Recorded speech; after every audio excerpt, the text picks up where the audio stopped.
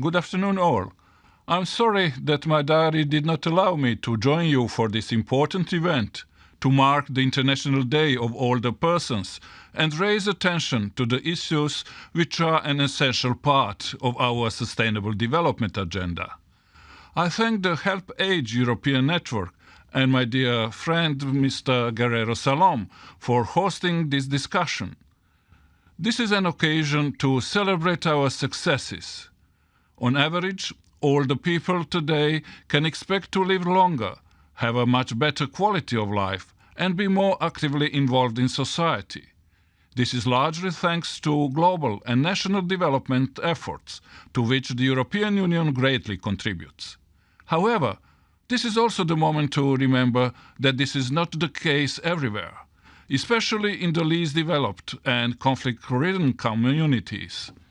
Some groups of older people are particularly vulnerable, those with low access to resources, people with disabilities, and disproportionately often women. By 2030, there will be more people over the age of 60 than under the age of 10. But we cannot accept that the life expectancy rises, basic human rights, such as access to healthcare, employment, goods and services, information and education diminish.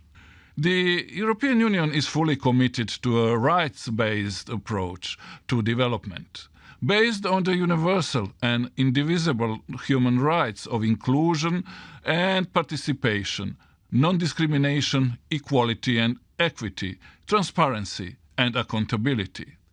Thus, we fully support universal rights-based national social protection floors that address a range of life cycle risks.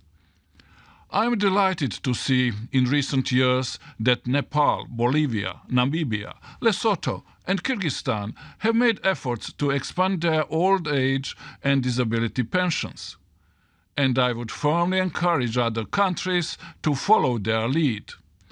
You will also hear today about the HelpAge International project we are supporting in Tanzania, which is helping to tackle negative cultural attitudes to aging and gender-based violence towards older women in particular. But we will never truly be able to identify and improve the global picture for older people as long as we do not systematically collect the relevant data and take population issues into account when implementing the Sustainable Development Goals. The 2030 Agenda committed to leave no one behind, and this applies to people at every stage of their lives, including in old age.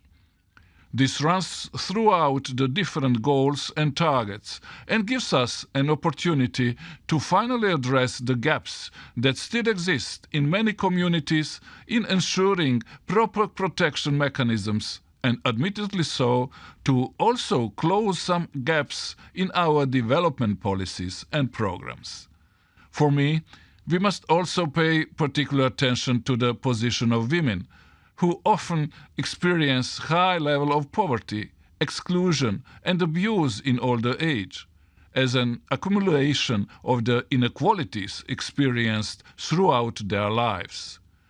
The European Union's Gender Action Plan aims to deliver for and empower women of all ages.